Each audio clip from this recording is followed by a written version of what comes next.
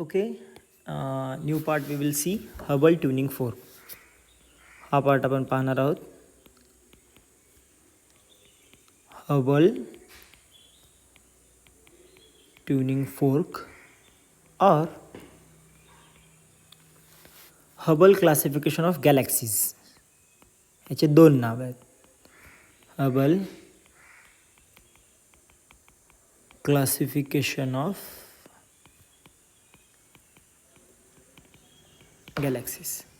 Edwin Hubble नावाचा एक मोठा शास्त्रज्ञ ऑब्झर्वेशनल ॲस्ट्रॉनॉमीचा यांनी मॉर्फोलॉजिकल क्लासिफिकेशन केलं आहे गॅलेक्सीजचं. So Hubble classification of galaxy is a morphological classification. Which type of classification it is?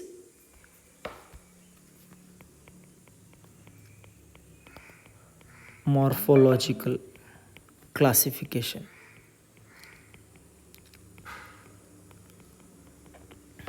Okay, आणि हे क्लासिफिकेशन करताना त्याला असं वाटलं की evolution of galaxy start from E0. आधी इलिप्टिकल गॅलेक्सीज असतात, मग त्या लेंटिक्युलर गॅलेक्सी होतात आणि मग त्याच्यानंतर त्या गॅलेक्सी एकतर बार्ड स्पायरल गॅलेक्सी होतात किंवा साध्या स्पायरल गॅलेक्सी होतात आणि नंतर इरेग्युलर गॅलेक्सी होतात. पण असं होत नाही असं त्याला वाटायचं. ओके, तर आपण गॅलेक्सीचं क्लासिफिकेशन कसं बघू.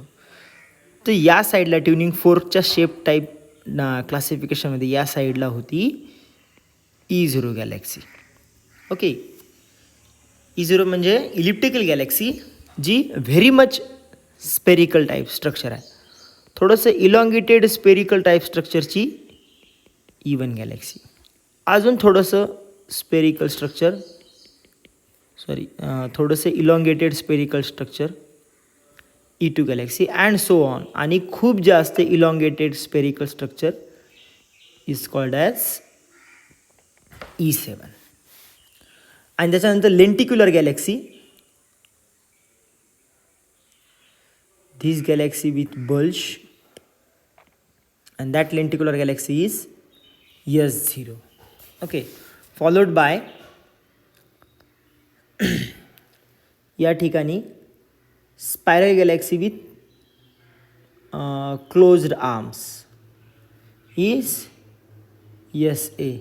Spiral galaxy with somewhat loose arms is SB. Spiral galaxy with very loose arms is SC galaxy. Okay, और spiral galaxy with barred but close arms SBA. Spiral galaxy with bar but somewhat loose arms, that is SBB.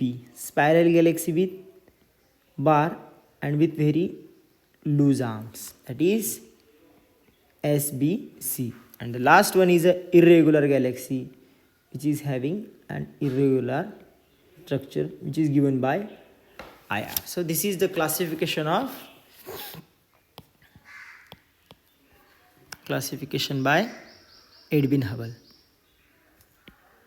Okay, he uniform असते elliptical Galaxy, पण लेंटिक्युलर Galaxy थोडीशी uniform आणि आतमध्ये एक structure असतं जे की बऱ्यापैकी कसं असतं, बल्ज असतं त्याच्यामध्ये. It shows the both properties of spiral Galaxy and elliptical galaxy.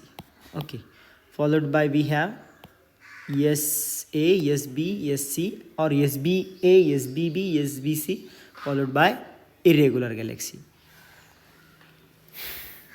हबलला काय वाटलं की जेव्हा गॅलेक्सी नवीन फॉर्म होते तेव्हा ती E0 असते, मग ती E1 होते, E2 होते, फॉलोड बाय काही अरब वर्षानंतर E7 होते, देन ती लेंटिक्युलर होते आणि मग स्पायरल होते आणि मग इरेग्युलर होतं. पण दिस इज नॉट द केस. आता फक्त ह्याला हिस्टॉरिकली इम्पॉर्टंट राहिलं. दिस इज इनकरेक्ट इव्होल्युशन. हे चुकीची इव्होल्युशन हबलनी सांगितलं होतं.